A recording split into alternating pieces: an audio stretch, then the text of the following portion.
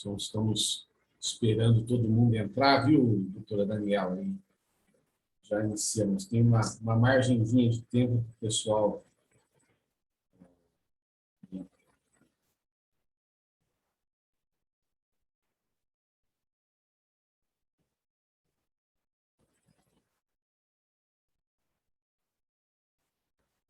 Acho que podemos, né, Carol? Podemos começar, sim. Podemos? Bom, então, boa noite a todos e a todas. Inicialmente, eu gostaria de fazer um agradecimento à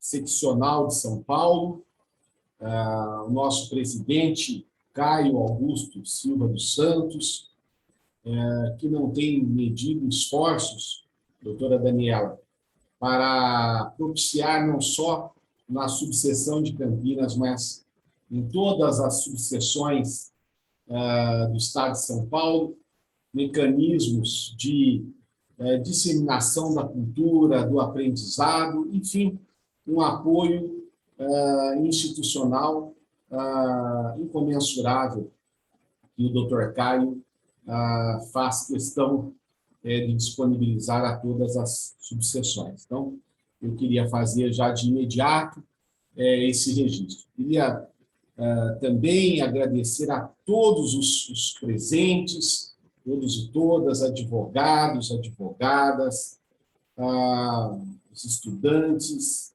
as estudantes, pela confiança nos eventos da nossa subseção. Também gostaria, doutora Daniela, não quero me alongar muito, prometo, porque a senhora, sim, é a estrela da noite, mas eu gostaria de fazer também um agradecimento ao nosso presidente, Daniel Blinkstein. Isso estende-se a toda essa diretoria, que eu tenho um orgulho imenso em participar. Nossa querida Luciana Freitas, que deve entrar há pouco, ela está com um compromisso também da subseção, em defesa aí dos interesses, né, dos advogados e das advogadas. Então, quero agradecer ao Daniel, à Lu, como ela é carinhosamente chamada, ao querido Ivan Castrese e Cláudio Vieira, por propiciar, e aí eu faço um agradecimento pessoal, esse convívio com eles, né, por 5 anos, quase 6. Nós estamos praticamente, né, doutora Daniela, encerrando esse segundo mandato, e eu digo à senhora que foram anos de muitas vitórias, conquistas, defesa da advocacia e muitas alegrias. Irmãos e uma irmã que a vida nos deu. Queria também, então, deixar esse registro aqui público e faço em nome do nosso querido presidente, doutor Daniel Blinkstein. Também quero agradecer, não poderia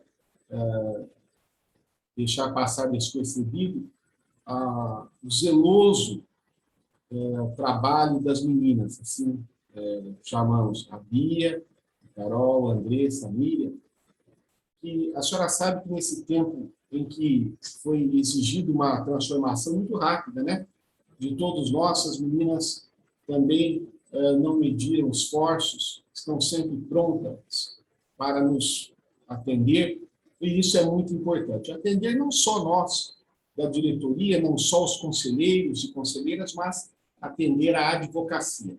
E isso, afinal, é a nossa bandeira, né? Trazer o melhor e fazer o melhor para a advocacia. Então, eu quero fazer esse cumprimento na pessoa da minha querida Beatriz, né, que também é nossa colega de profissão. Bia, um beijo carinhoso a você, extensivo a todas as meninas.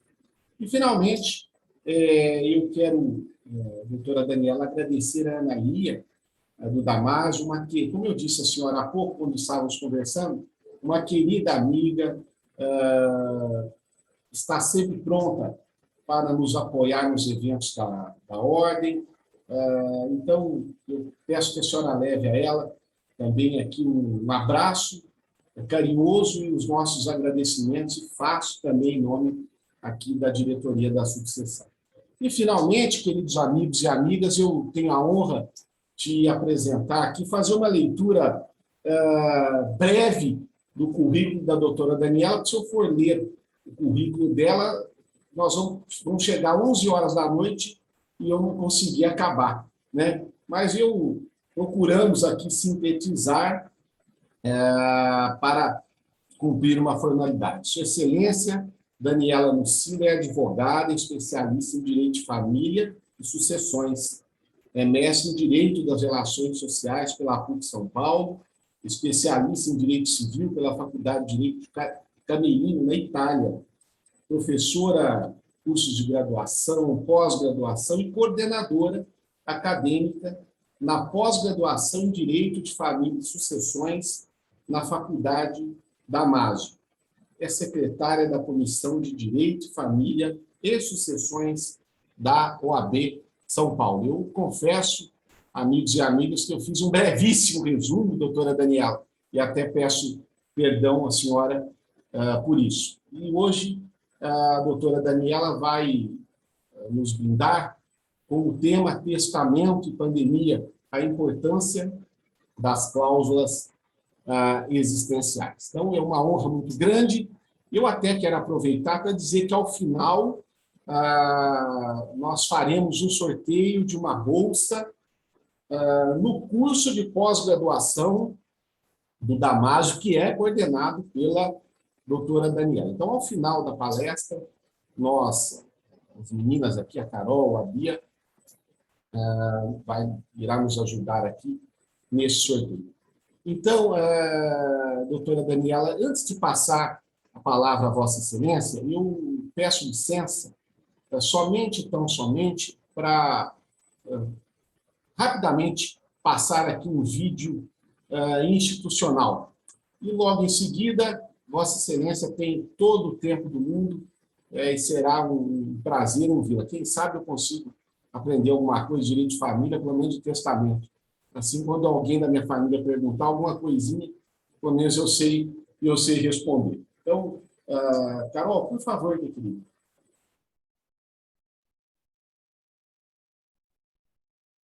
A OAB Campinas, em parceria com a Vida Max, administra plano de saúde da Unimed para os advogados e advogadas de Campinas e região, em condições e preços bastante vantajosas. Esse contrato é extensivo às subseções de Capivari, Indaiatuba, Sumaré, Valinhos, Vinhedo, Jaguariúna, Paulínia e Hortolândia. Podem ingressar os advogados e advogadas cadastrados nessas subseções, cônjuges, companheiros e companheiras, filhas e filhos solteiros até 34 anos incompletos. Pode-se optar por planos com coparticipação e sem coparticipação, com abrangência nacional, através de mais de 300 cooperativas Unimedes espalhadas por todo o Brasil. As carências são menores em relação às oferecidas pela Unimed para planos individuais ou familiares. Há também o aproveitamento de carências para a migração de outros planos. Entre em contato para mais informações. 19 3231 5100, WhatsApp 19 99207 0172. E-mail comercialcampinas@vidamax.com.br. Vida Max, soluções customizadas de gestão e administração de benefícios. Muito obrigado, Carol, obrigado, Bia. Eu vejo aqui, antes de passar a palavra à senhora, doutora Daniela, eu vejo aqui a nossa querida Analia, que está se conectando nesse momento. Eu não sei se ela nos ouve, mas acho que não consegue. Você quer dar uma palavrinha, Analia? Não me ouvimos. Só esperar lá, ela conseguir se conectar. Tá bom. Tá bom. Então, se no curso da palestra você conseguir ao final, se quiser dar um alô, mas eu havia pedido à doutora Daniela, faço a você pessoalmente os agradecimentos pelo apoio. Doutora Daniela, só está com a palavra. Por favor, fique à vontade, sinta-se em casa. E desde já, muito obrigado em aceitar o convite da subseção. Olá, boa noite a todos. Doutor Paulo, muito obrigada pela gentileza da sua abertura. Eu absolutamente não tenho palavras para dizer, expressar o quão eu me sinto em casa nesta casa. E faço isso com total tranquilidade, pela amizade que eu sei que eu tenho nesta casa, não só da diretoria, mas de tantos colegas com quem já estive aí trabalhando, em aulas, discutindo vários assuntos, e me sinto aqui absolutamente acolhida por vocês. Então, muito obrigada pela generosidade das suas palavras. Eu acho que do currículo, o mais importante, efetivamente, é ser e continuar a ser advogada, porque nós recentemente saímos, né, estamos no mês, mas atravessamos aí o Dia dos Advogados, e para mim, cada dia faz mais sentido aquela palavra que circulou em todas as redes nesse último dia 11, dizendo que a advocacia é uma profissão para os fortes. Ela não tem lugar para os covardes, porque realmente somos um braço forte da justiça em busca de soluções que efetivamente atendam os jurisdicionados e que sirvam para trazer bem-estar social, acima de tudo isso. Então, de todas as coisas que eu acho que eu já fiz ou tentei fazer, a advocacia me acompanha e a cada dia tento me melhorar e fazer de uma maneira cada vez melhor o meu trabalho. Então, eu só posso agradecer a generosidade da sua apresentação e agradecer a toda essa diretoria, na pessoa do Dr. Paulo, do meu querido amigo Dr. Cláudio, da doutora Luciana, do meu queridíssimo, né, o nosso presidente, Dr. Daniel, um amigo de longuíssima data, não vou falar de quanto tempo, porque senão eu vou entregar a idade dele, que efetivamente, né, é maior do que a minha, mas dizer aqui como eu me sinto feliz e me sinto bem falando com vocês.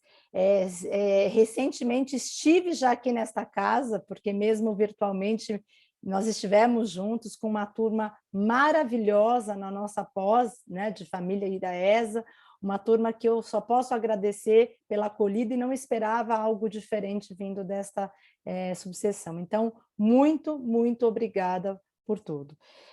Quero fazer um agradecimento especial à Ana Lia, uma querida, fez um contato comigo e assim delicioso e me permitiu estar aqui também com este convite e trazer essas breves reflexões nesse tema nesta noite, nesta tão importante Semana Jurídica, que tenho certeza, né, que trará aqui a todos grandes ideias, formas de nós discutirmos o avanço da advocacia a rumos efetivamente promissores. E é essa a proposta dessa noite.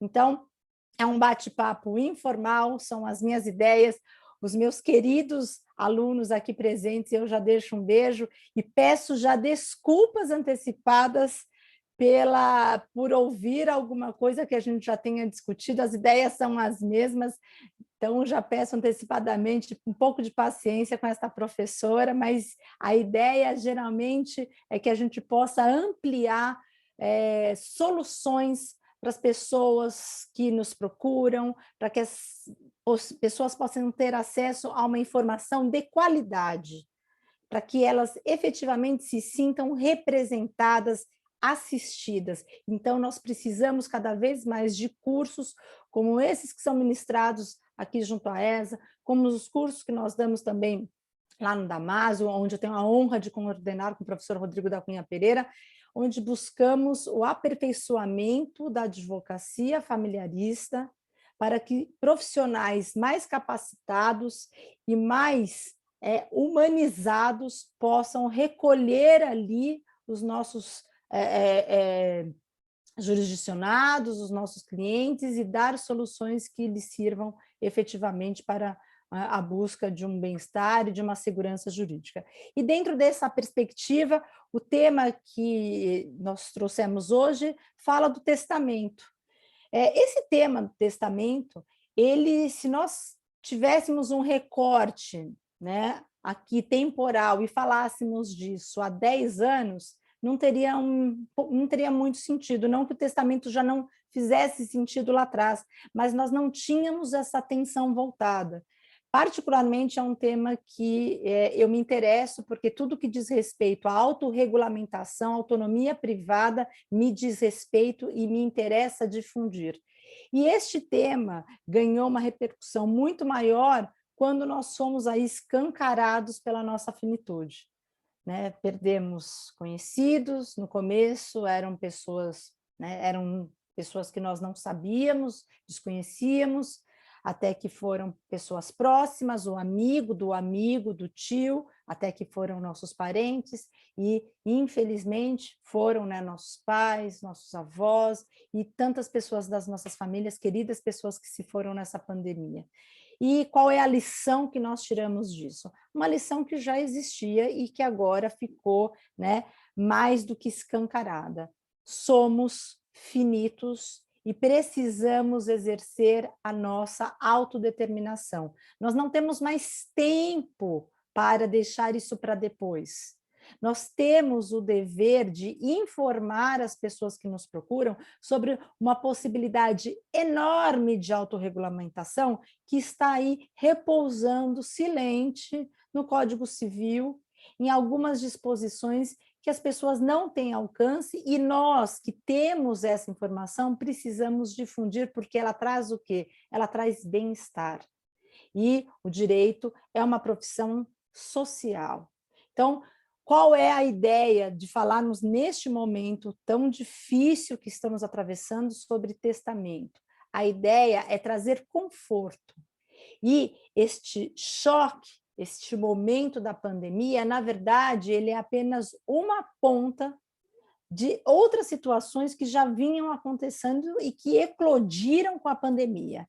Então, eu posso destacar aqui com vocês 3 fatores especiais que impulsionaram, pelo menos o olhar e a preocupação das pessoas nessa questão do testamento que, durante muito tempo, aliás, o tema do direito das sucessões, ele repousou ali, intocado, durante o Código 16, na nova codificação, e pouco se explorava o tema sucessório, pouco se falava do tema sucessório.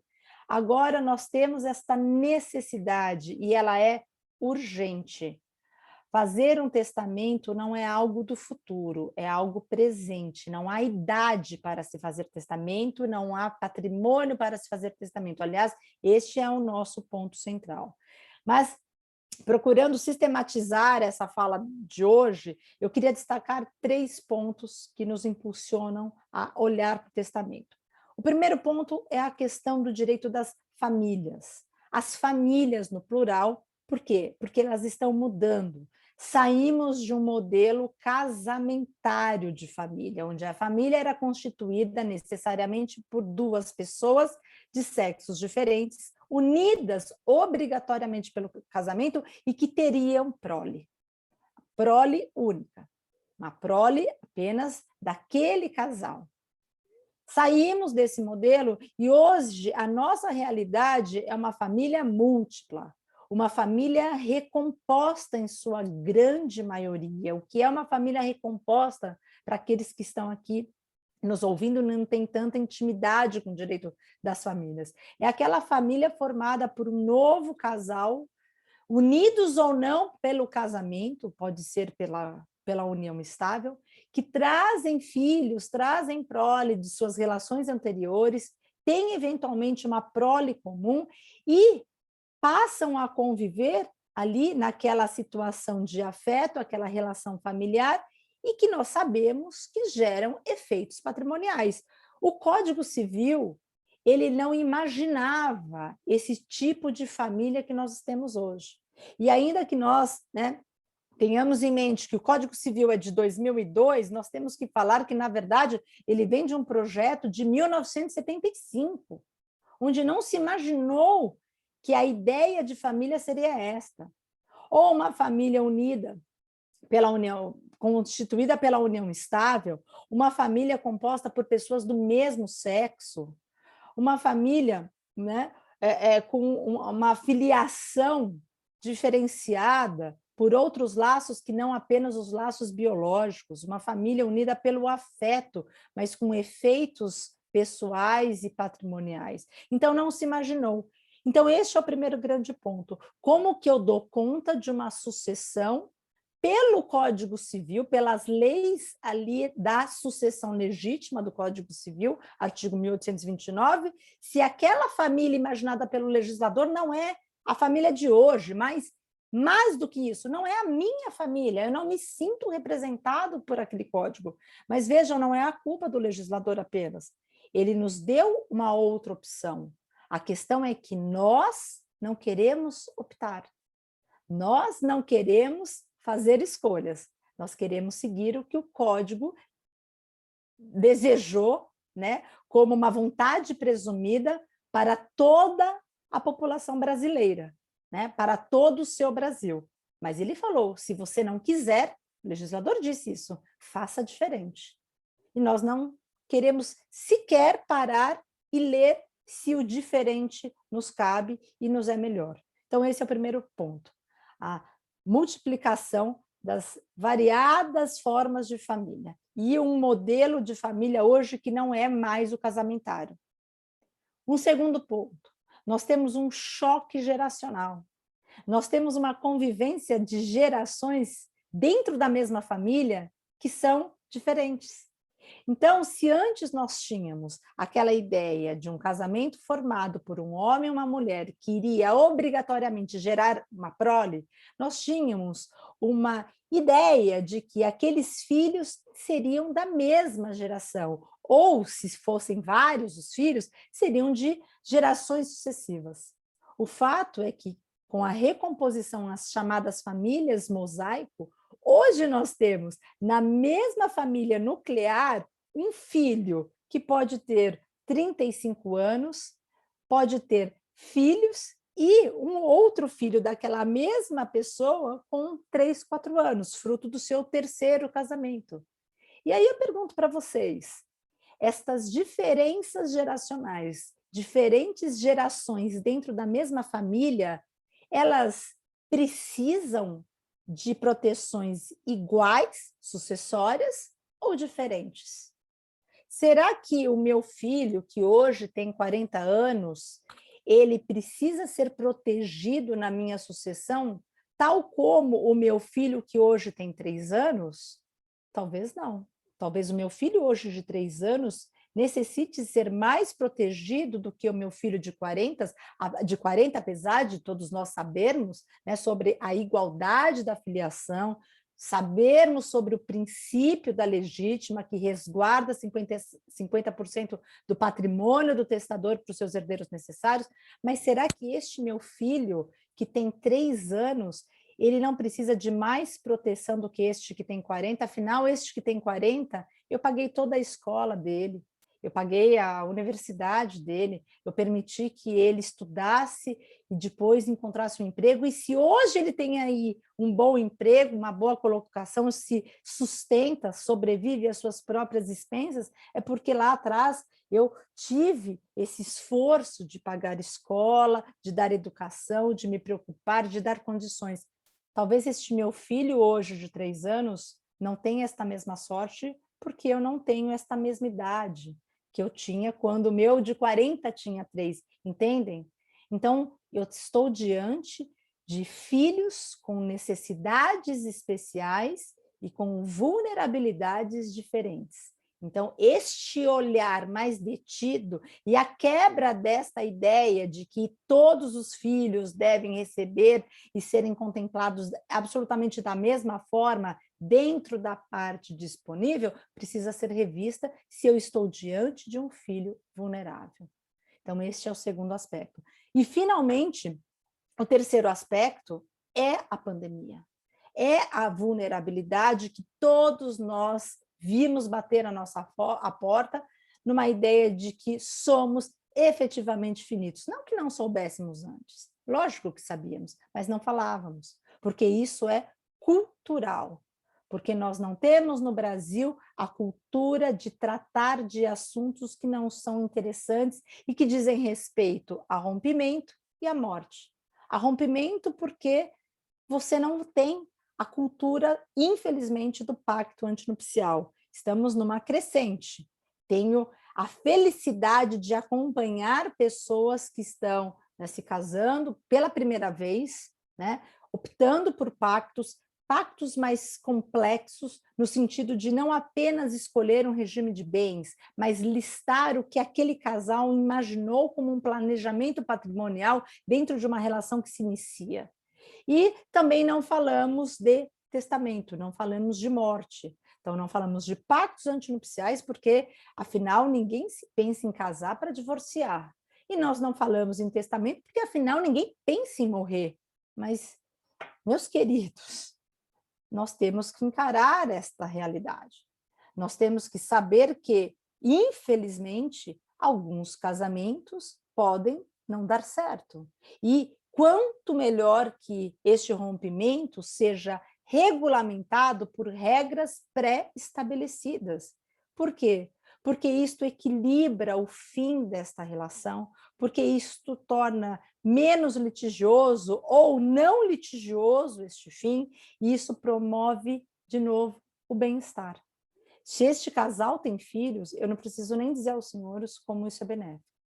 Na outra ponta, nós temos o testamento, este instrumento que trata de questões sucessórias e que serve, se eu pudesse falar um único, eu tenho vários motivos para enaltecer o testamento, mas se eu pudesse falar um único aspecto, é a vontade do testador. É a vontade do testador que, se não for convincente o suficiente para dirimir eventuais brigas na família, ele irá minimizar essas brigas.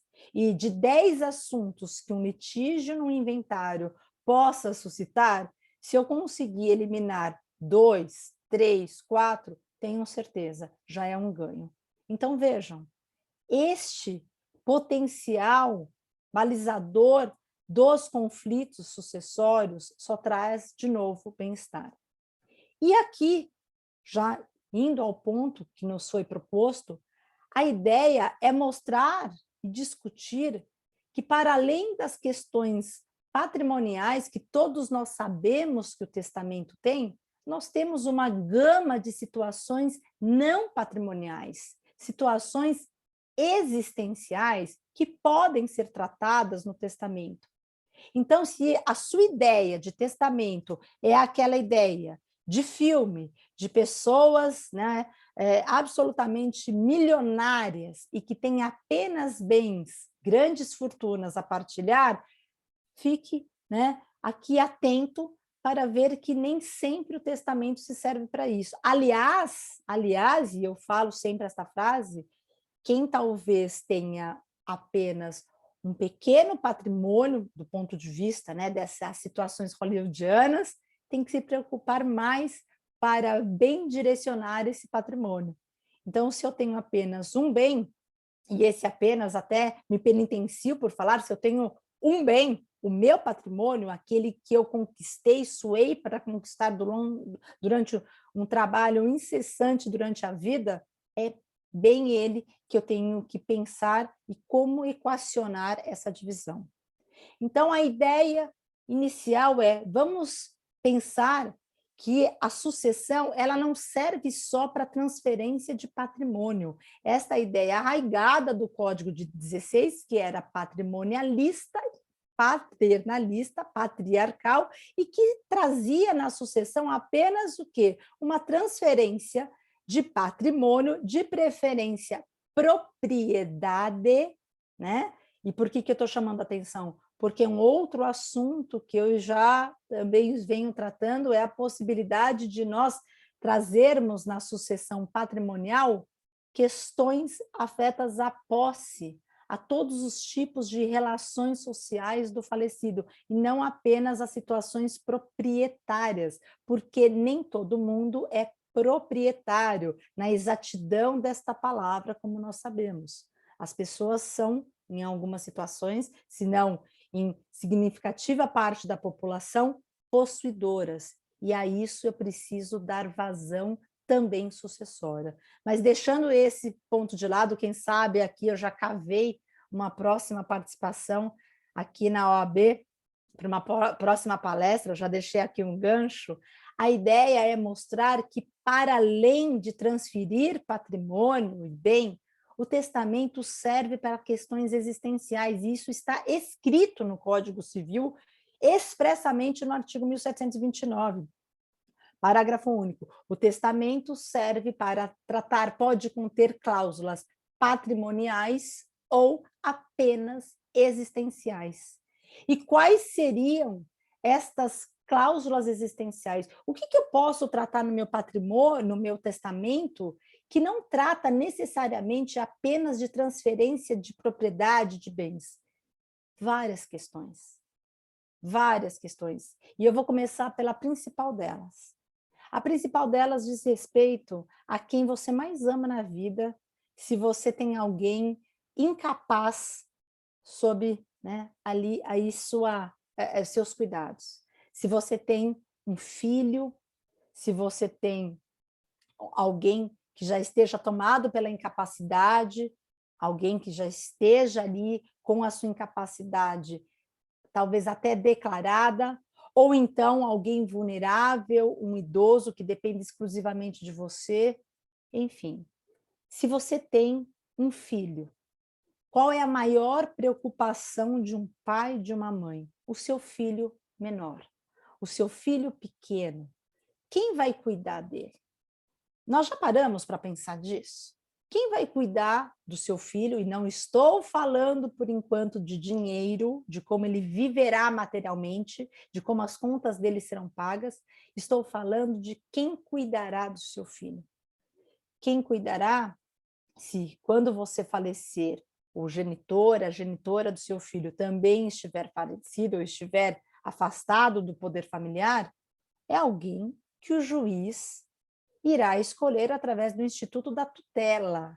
O Instituto da Tutela traz para o menor incapaz, né, me perdoando aqui pela redundância, só para nós fazermos essa necessária distinção com o maior incapaz, a possibilidade de ser cuidado, já que ele não está mais sob a autoridade parental. Então, se eu tenho uma situação onde os pais de uma criança faleceram, aquela criança obrigatoriamente tem que estar sob tutela, que será definida judicialmente obrigatoriamente. E o juiz tem uma lista de pessoas a quem ele pode nomear como tutor. E eu pergunto a vocês, por que um pai e uma mãe não fariam um testamento para dizer assim: se eu faltar, se eu morrer e a mãe do meu filho já também estiver, né, morta, eu quero que tal pessoa cuide do meu filho. E aí você desenha esta tutela. Ela não prescinde de homologação judicial, ela precisa dessa homologação judicial, mas você já desenhou a tutela de forma que dificilmente um juiz se afastará da nomeação da tutela pelo testamento. Então, o que você vai trazer no seu testamento? Você vai escrever: eu quero que tal pessoa seja o tutor do meu filho, por tais e tais razões. Você pode até, se quiser, elencar, não é necessário. Mas você pode definir o papel deste tutor. Você pode definir uma pessoa para cuidar do seu filho, sob o aspecto pessoal dele, quem vai cuidar, com quem ele vai morar, quem vai ser o responsável pelos cuidados diários dele, quem vai escolher a escola onde ele vai estudar, quem vai escolher o tipo de tratamento médico dele, enfim, todas essas questões pessoais. E você pode nomear uma outra pessoa para cuidar do patrimônio do seu filho, porque nem sempre aquela pessoa que você sabe que é a melhor, que compartilha dos seus valores espirituais, morais e que sabe que vai cuidar bem do seu filho, é a mesma pessoa que tem aí esse conhecimento sobre finanças, sobre patrimônio, para poder fazer render este dinheiro que você deixou até que seu filho consiga andar sozinho, com as próprias pernas, o que não será quando seu filho completar, né, 1 ano de idade, 1 ano e meio, será apenas quando ele efetivamente já estiver, né, se formado, trabalhando e conseguir se prover. Então vejam que eu posso ter aí nesta tutela pessoas diferentes nomeadas para cuidar, eu faço ali um amplo aspecto de proteção pessoal e patrimonial do meu filho. e isso só é permitido, né, através da tutela testamentária. Então, eu combino tutela testamentária com curatela especial, que não tem nada a ver com aquela curatela que nós sabemos dos incapazes. Então, pronto, temos aqui a primeira e grande preocupação de um testamento, que pode ser tão apenas para definir quem será o tutor do meu filho, quem vai cuidar do meu filho, ora das suas questões pessoais, ora das suas questões patrimoniais ou de tudo da vida dele. Posso ir além, posso nomear esta pessoa e, em substituição dela, caso ela não possa aceitar ou tenha até falecido, uma outra pessoa. Então, eu entrego este cuidado já totalmente definido para que o juiz apenas, né, tenha ali o seu papel de bem olhar para a tutela, mas de certamente acatar e acolher aquelas razões nomeadas pelo testador, pai ou mãe. Mas vamos lá.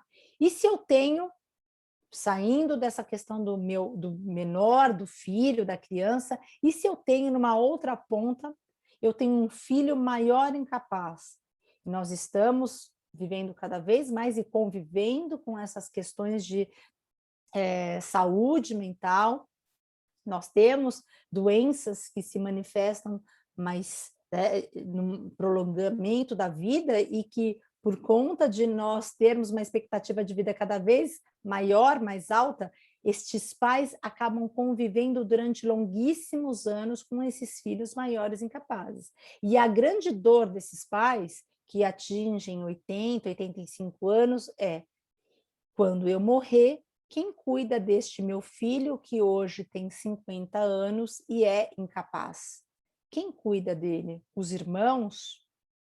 Quem cuida? Através do testamento, nós podemos nomear um curador, é a curatela testamentária. Então, eu nomeio um curador para a hipótese daquele filho estar sob curatela, ou eu já até indico que, caso ele venha a ser curatelado, e aqui, né, só para fazer uma lembrança com o Código de Processo Civil, apesar de nós não usarmos mais esse termo, né, a antiga interdição, se ele já foi interditado ou se será interditado, quem eu quero que seja o curador do meu filho? E eu posso nomear mais de uma pessoa, porque estamos diante da possibilidade da curatela provisória. Posso nomear uma pessoa para cuidar dos aspectos patrimoniais deste meu filho maior incapaz e alguém para cuidar dos aspectos pessoais. Vejam, mais uma situação que será necessária a participação judicial, a necessária revisão judicial, mas que o pai ou a mãe já está entregando a sua vontade de bem cuidar o seu filho nas mãos das pessoas por eles indicadas. Então, só por isso, meus amigos, eu já vejo a maior vantagem, você definir quem vai cuidar dos seus filhos. Ou então você tem uma mãe que depende muito de você, porque ela é idosa, porque ela é doente, e você tem uma doença já que se apresenta irreversível. Quem vai cuidar da sua mãe? Sua mãe talvez seja até a sua herdeira e vai receber aí um patrimônio para que ela seja, né, ainda mantida sob esses cuidados. Quem é que desenha tudo isso? Não, fiquem tranquilos, porque eu já conversei com um, com outro, vocês sabem. Não adianta conversar, as pessoas mudam, as situações mudam, essas pessoas podem não estar aqui amanhã, podem ter outros problemas amanhã, por isso que tratar deste assunto no testamento é algo absolutamente formal e importante, porque eu direciono o provimento judicial que será dado em cima desta curatela. Mas vamos falar de assuntos até mais leves. Mas eu não tenho um filho menor, eu não tenho um filho maior incapaz, eu não tenho ninguém vulnerável. Eu posso determinar no meu testamento para que alguém cuide dos meus cachorros, dos meus gatos. Eu cuido de gatos, eu pego gatos na rua, cachorros na rua. Eu posso determinar que alguém faça isso? Claro, você possa determinar, ainda que tenha um cunho secundário econômico, porque certamente você precisará prover meios para que essas pessoas cuidem, você pode falar que você quer que determinada pessoa cuide dos seus animais e que para isso talvez você deixe ali nas mãos dela um determinado valor, né? Um encargo para que ela cumpra esse testamento. Então, é possível isso. Mas, avançando, eu posso reconhecer um filho através do testamento. E talvez vocês possam achar que isso não é o caminho mais adequado, mas saibam que, infelizmente, para algumas pessoas, há apenas este caminho, por outras questões familiares, filhos advindos de relações extraconjugais, que não conseguem, que talvez nem saibam, né, quem são seus pais. O testamento é um documento onde este pai pode reconhecer a paternidade, deixar por testamento e dizer, inclusive, que ele quer que o seu sobrenome, o sobrenome dos seus pais, portanto, dos avós paternos daquele filho reconhecido, sejam acrescidos.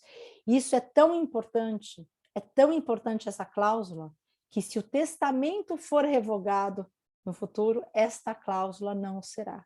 Então, eu posso reconhecer a filiação. Posso reconhecer, inclusive, uma filiação socioafetiva através do meu testamento. Então, vejam, meus amigos, estou aqui tentando mostrar para vocês as inúmeras possibilidades, todas elas de suma importância para a vida, né, de pessoas que dependam deste testador. E se vocês pararem para pensar, bom, mas qual é o benefício do testador? Podem acreditar. Ao fazer um testamento, organizando a vida daquelas pessoas que dependam daquele testador, ele se sente mais seguro, ele se sente mais tranquilo, ele se sente com mais saúde, e eu ouso até brincar que ele até desiste de morrer. Se ele está doente, ele se organiza até com um gás de saúde para poder viver mais tempo, de tão aliviado que ele fica em saber que as pessoas a quem ele quer bem estão ali bem cuidadas, bem protegidas. Mas vamos além. Podemos, através do testamento, tratar de uma questão muito importante, que é a questão da moradia. Nós temos um dispositivo no Código Civil que trata do direito real de habitação, que é o direito de alguém residir gratuitamente em imóvel para fins residencial até a sua morte. Aliás, sobre esse tema, nós estamos aqui com a maior autoridade neste tema, que é o Dr. Daniel. Escreveu a melhor obra que nós temos sobre esse tema, que é o Direito Real de Habitação. Então, quero aqui fazer a minha homenagem a um livro de cabeceiras desse assunto, um assunto que me é muito grato e que eu tenho a honra de poder beber aí na fonte do Dr. Daniel. Então, essa obra já fica aqui desde já recomendada. O direito real de habitação, que muitos conhecem lá para os efeitos sucessórios, no artigo 1832, que trata do direito do viúvo, da viúva, dos conviventes de permanecerem no imóvel que antes era habitado pelo casal, advindo a viuvez, advindo o falecimento do companheiro, saibam que ele tem origem não no direito das sucessões, ele tem origem nos direitos reais. E ele permite uma forma, uma contratação através de um direito real de habitação sobre determinado imóvel. Então, eu posso contratar, eu posso criar, instituir esse direito real de habitação para uma outra pessoa. E não apenas o direito real de habitação legal que nós temos no 1832. Então, objetivamente, diante da situação de alguém que precise de moradia, porque mora com o testador, e não é seu convivente, não é seu cônjuge, eventualmente é uma irmã que cuida deste testador porque ele está doente, eventualmente é até o seu filho maior incapaz que com ele resida. O que eu posso fazer através do testamento? Determinar que àquela pessoa, aquele herdeiro testamentário, será conferido o direito real de habitação. E aí você carrega as regras do direito real de habitação que estão lá nos direitos reais e traz aqui para o testamento, dizendo basicamente o quê? Esta pessoa poderá residir até o final da sua vida. Então, o direito real de habitação ele é vitalício neste imóvel onde ela já residia comigo, porque ela cuidava de mim, porque ela é meu filho, porque, enfim. E a despeito de, eventualmente, este bem compor a herança de herdeiros que possam até concorrer com este filho maior incapaz, então vamos imaginar uma situação, este pai ou esta mãe que mora com o seu filho maior, incapaz, que tem ali 50 anos, 60 anos, e este é o único bem da família, e ele morre, né? Este pai ou esta mãe falece e aquele bem será partilhado entre todos os filhos, e dentre estes filhos nós temos este incapaz. Qual seria, né, a solução neste caso se nós não tivéssemos o testamento? Certamente esses irmãos teriam que vender este bem, né, não sendo possível manter aquele irmão incapaz ali com alguém para cuidar, teriam que se organizar para dar conta, para cuidar daquele irmão, mas certamente venderiam, não seria assegurada a moradia. E saibam, meus amigos, que em alguns tipos de doenças psíquicas, manter a moradia desta pessoa, deste paciente, é de suma importância para a sua estabilidade e segurança. Tirá-lo de uma casa onde ele morou durante 50 anos contribuirá certamente para que ele tenha um problema, um agravamento da sua situação. Então, traz uma tranquilidade, um alento, estabelecer no testamento o direito real de habitação. Aquele meu filho, que já reside comigo aqui, terá o direito real de morar nesta casa, a despeito do bem ser partilhado, até que ele, né, assim o entenda, até que ele faleça.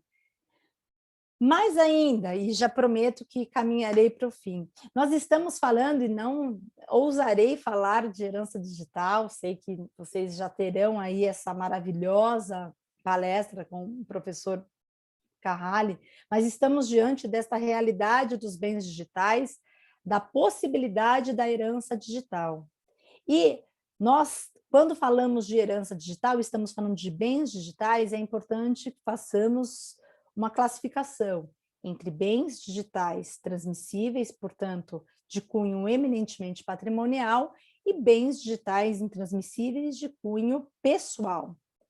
Deixando de lado estes bens digitais com cunho patrimonial, que são objeto de herança, de transferência sucessória, eu queria tratar aqui sobre a possibilidade de nós trazermos nestes testamentos orientações sobre nossos bens digitais pessoais, sobre os nossos dados pessoais. Então, a sua rede social, a sua conta no Instagram, o seu canal no YouTube, as informações que você manejava ali. Você não pode deixar isso através de um testamento, identificando quem será o responsável pela continuidade, pela manutenção, pelo acesso às suas redes sociais, ou até mesmo para você negar qualquer acesso.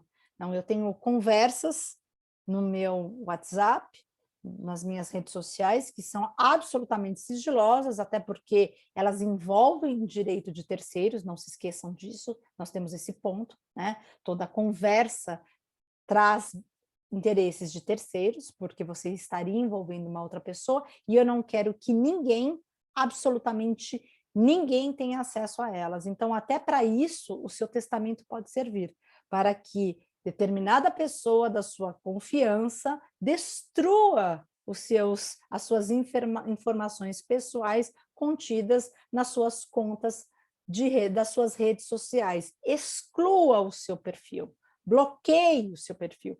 Vocês sabem, certamente muito melhor do que eu, né? Porque estão aí mais ligados nas redes sociais, que todos esses provedores já têm aí meios e mecanismos de você prever quem será o responsável pela manutenção, quem pode ter acesso à sua conta caso você fique determinado tempo sem mexer, sem alterar, sem promover alguma publicação. Mas, para além disso, eu posso indicar no meu testamento quem cuidará do meu WhatsApp, quem destruirá o meu chip do meu celular, porque eu não quero que ninguém tenha acesso, ou quem será o responsável pelo meu memorial, por manter ali intactas as minhas fotos, as minhas publicações, enfim, são ideias, mas que já podem ser colocadas na prática, e mais do que isso, são ideias que devem ser compartilhadas. Nós precisamos oferecer para as pessoas este caminho do testamento. A sucessão testamentária é um caminho plausível, é um caminho viável, e o meu convite é para que as pessoas, pelo menos, façam esta reflexão. Sigo o caminho da sucessão legítima ou sigo o caminho da sucessão testamentária? Porque se o caminho da sucessão legítima me servir, se essa opção consciente, porque eu fiz a reflexão entre um outro, ela me couber, perfeito. E muitas vezes as pessoas nos procuram em busca de um testamento, você faz um estudo do que ela quer proteger, você faz um estudo da composição familiar dela e você diz, você não precisa de testamento, por enquanto não precisa de testamento. Se houver alguma alteração nessa estrutura, volte aqui e nós faremos. E o melhor de tudo isso, o testamento permite a revogação, regra geral, como nós vimos hoje, né? Tirando aquela questão da paternidade, mas o testamento pode ser mudado. Mas e por que ele seria mudado? Porque a vida muda.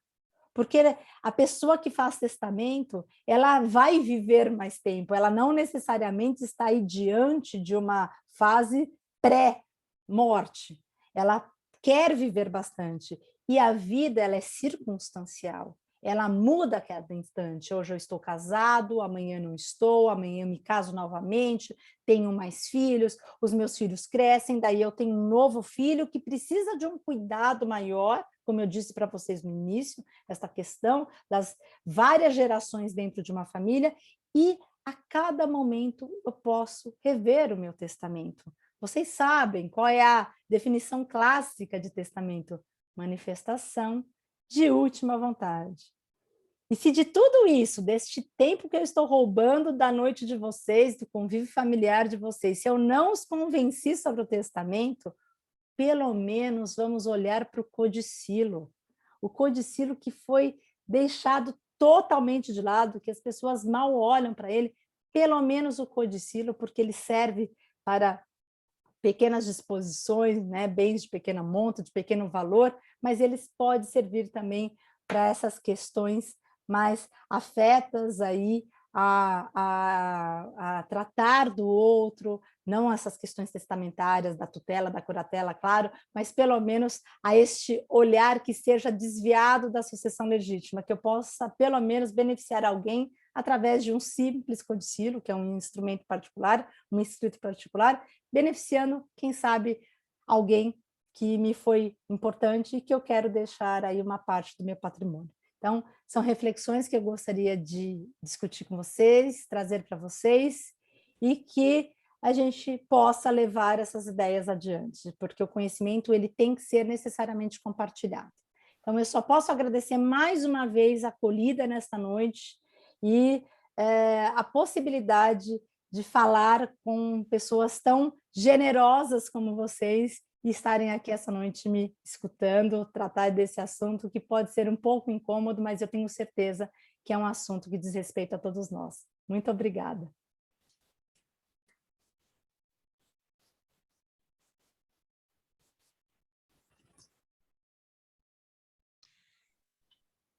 Presidente Parabéns. Daniel. Estou aqui. Então, tentando só dar uma arrumada no meu nome aqui. Me permita, enquanto você faz isso, presidente, reforçar aqui o sorteio. Sim. Que a Analia gentilmente, né, nos Vamos fazer agora. Sobre a bolsa, agora. Eu acho que é 50% de uma bolsa da pós de família do Damásio, com a coordenação do professor Rodrigo e minha. Será uma honra encontrá-los por lá. Vamos fazer isso agora. Daniela, parabéns pela sua palestra, sua apresentação sobre esse tema fundamental, importante e extremamente atual. Obrigado pelas palavras relativas ao livro, Direito Real de Habitação, mas são decorrentes da amizade, né? O livro é apenas um ensaio complementado, na verdade, pela ajuda dos amigos, como você, como Paulo Braga e todos os demais.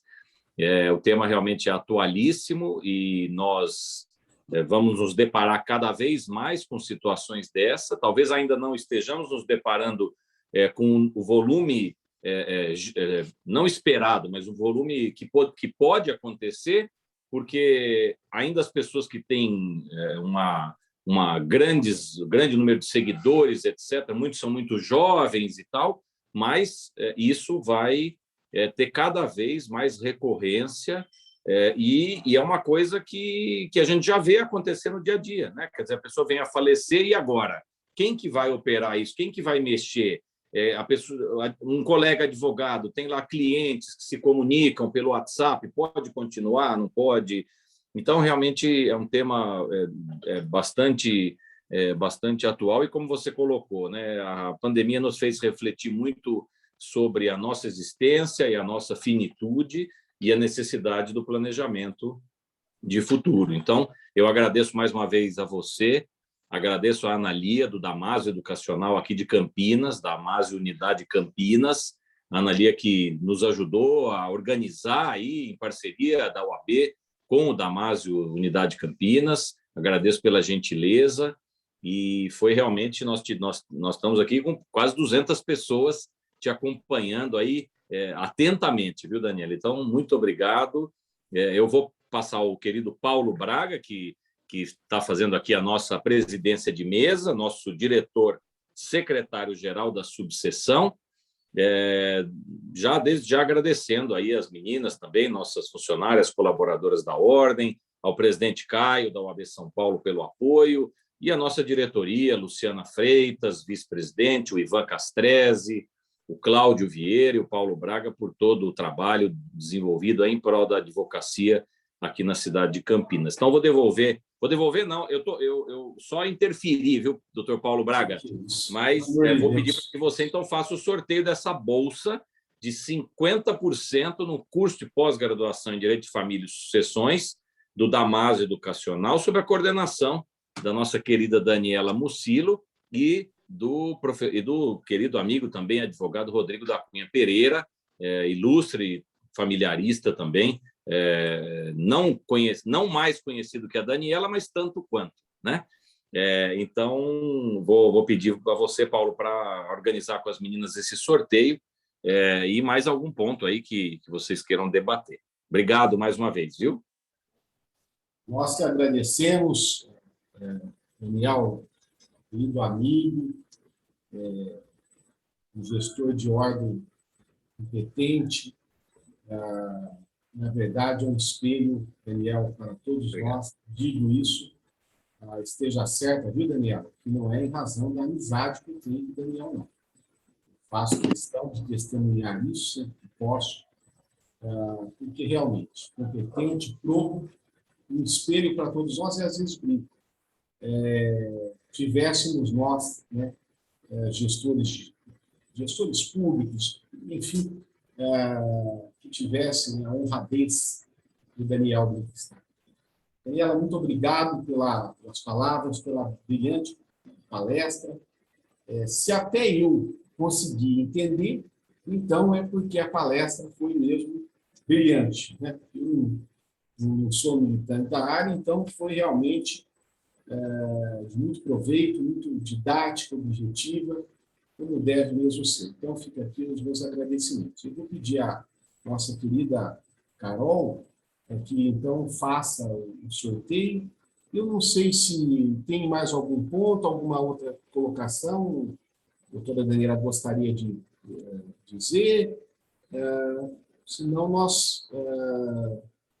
aqui há uma pergunta, não sei se Vossa Excelência gostaria eventualmente que me encaminhasse a posteriori ou se sentir à vontade também, pode responder uma pergunta aqui do querido amigo, diz respeito ao testamento digital. Não sei se a senhora quer responder agora ou Eventualmente, até a senhora está em casa. Eu me sinto muito em casa, com certeza, doutor Paulo, e fico aqui à disposição de vocês. Assim, vocês definirem o que for melhor para a condução dos trabalhos, eu estou aqui à disposição de vocês. Eu acho que essa questão, ele fez uma pergunta, se a senhora puder responder, então, senhora. Paulo, eu sugiro que Desculpa só interromper. Enquanto você Imagina. faz a pergunta, a Daniela responde. Quem ainda não se cadastrou por sorteio, não sei se dá tempo ainda com a Carol, para a gente poder em seguida fazer o sorteio, né? Ótimo. O Daniel disse que... O Carol disse que dá tempo. Então, Daniela, rapidamente, para também não alongarmos muito, concernente ao testamento digital, embora seja possível através da sua codificação, ainda assim percebe-se a persistência de questões práticas que geram dúvidas quanto à titularidade e transmissão de tais bens. Isso, no caso, não demonstraria necessidade de uma regulação específica no tratamento dos bens digitais? Sem dúvida, mas assim, eu concordo totalmente com a pergunta. É necessário, o nosso código, ele nunca imaginou, né? Lembra vocês, né? Ele é um código de um projeto de 1975. Nós tivemos aí alguns projetos de lei tentando equacionar essa questão dos bens da herança digital. Nós temos um projeto tratando sobre isso. A Lei Geral de Proteção, a despeito de tratar dessas questões digitais, ela não desceu a questão da sucessão, da transmissão, de forma que hoje, e aqui eu compartilho uma dúvida, né? A maior questão é nós sabermos o que efetivamente nós podemos colocar como bens digitais transmissíveis ou bens digitais intransmissíveis. Então, esta regulação nós não temos ainda. E o Código Civil, a parte sucessória do Código Civil, vejam, ela é uma cópia do Código de 16, com os recortes que nós temos ali no artigo 1829, aquela situação que, quem aqui se lembra do momento em que o Código entrou em vigor, nós tivemos palestras e palestras tentando definir o papel da concorrência sucessória, tivemos agora, recentemente, a questão, né, da inconstitucionalidade do 1790, para vocês perceberem o quão desassociado da realidade o direito das sucessões ficou na nova codificação. Tratar de bens digitais jamais passaria pela cabeça do projeto, né, do projeto do Código Civil, mas mais do que isso, nós temos que efetivamente buscar uma regulação dessas questões para que esses dados, justamente por não termos uma regulação, para que eles fiquem nas mãos de quem está hoje detendo essas informações, que são, né, que não é efetivamente a pessoa do testador e que não será os seus herdeiros. Então, a gente tem que buscar, porque senão esses dados ficarão nas mãos de terceiros. E talvez seja tudo que o testador não imaginou. Então, eu concordo, é uma pergunta com a qual eu concordo, mas temos projetos nesse caminho. Tá ótimo. Bom, eu acho que agora, presidente Daniel, podemos passar, né, ao sorteio. Agradeço ao querido amigo pela pergunta e, mais uma vez, agradecendo a todos e a todas pela participação. Então, acho que nada mais justo que a doutora Daniela escolher um número de 1 a 137. De 1 a 137. Então, vamos lá. 26. 26. Carol, número 26. Quem é a ganhadora ou o ganhador? Maurício César Martiniano de Oliveira. Está por aí?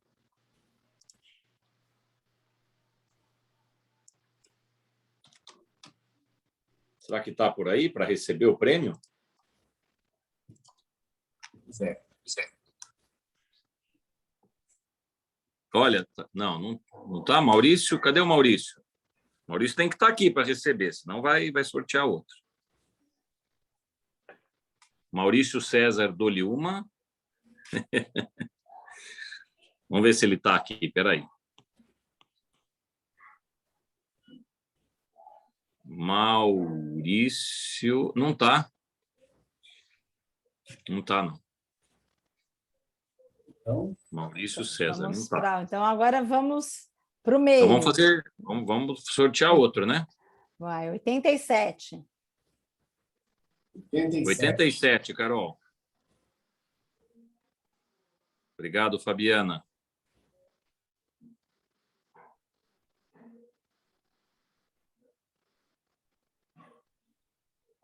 Ó. Bogdan Brajovic Montenegro Filho. Olha lá, está aí. Está aí. tá lá. Bogdan, então, ganhou uma bolsa de 50% no curso de pós-graduação do Damásio, sob a coordenação da professora Daniela e do Rodrigo da Cunha Pereira, hein? Depois, acho que o Bogdan entra em contato. Fabiana, você que está aí, como que ele pode receber o prêmio, a bolsa? Vamos ver se a Fabiana coloca a orientação aí para a gente.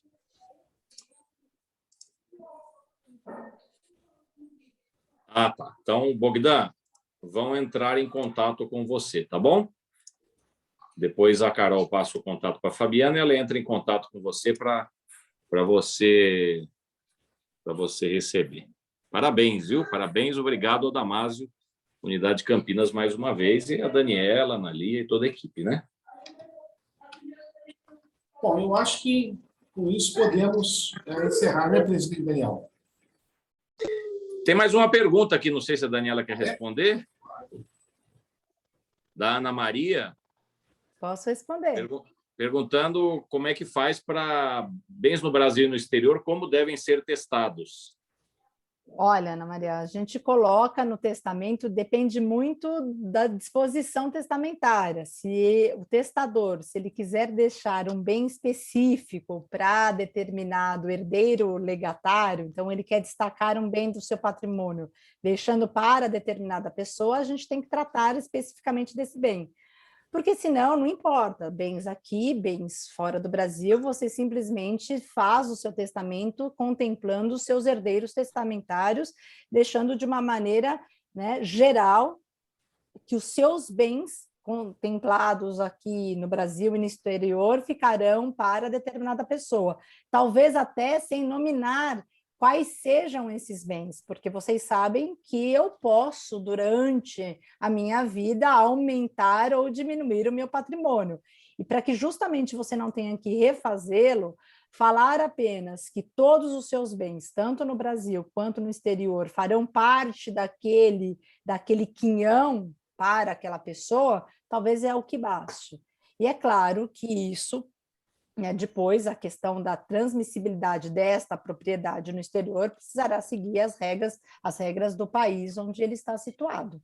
Mas não há problema algum. Você pode tratar de todas as espécies de bens. Então tá aí, respondido, né? Obrigado, viu? Imagina. Então, nós agradecemos mais uma vez a participação, a palestra maravilhosa, como já era esperado, da querida professora Daniela. Agradeço a todos e a todas, e já faço... Convida, né? Para amanhã, né, Daniel? Amanhã tem mais. Exatamente. Amanhã e sexta, né? Convida para amanhã. Amanhã nós contamos com o mesmo público, né? No mesmo horário, né? E é sempre um prazer muito grande contar com a presença de todos. Amanhã vamos receber o professor Francisco Carrali, que vai falar sobre patrimônio digital e o seu impacto no direito de família e sucessões, ou seja, a pessoa assistindo a palestra da Daniela e do professor Carrali, ela sai fechada no assunto, seja na sucessão testamentária, seja na sucessão legítima ou no direito de família. Então, é um curso completo. Então, contamos aqui com a presença dos senhores e das senhoras amanhã e também na sexta-feira. Daniela, muito obrigado. Daniel, obrigado também a você, as queridas Carol, Beatriz, Andressa, também a Fabiana. Por favor, viu, Fabiana, um abraço, Ana Lia, que entrou, mas não conseguiu falar. E a todos e a todas, uma boa noite, muita saúde, que é o que mais precisamos nesse momento. Boa noite a todos e a todas. Um abraço Boa noite, a todos, obrigado. muito obrigada. Queria também só agradecer às meninas do AB pela gentileza e sempre o carinho. Beatriz, Carol, muito obrigada. Um abraço a todos. Obrigado a vocês. Tchau, gente. Boa noite. Tchau. Até amanhã. Tchau, Dani. Obrigado. Obrigado.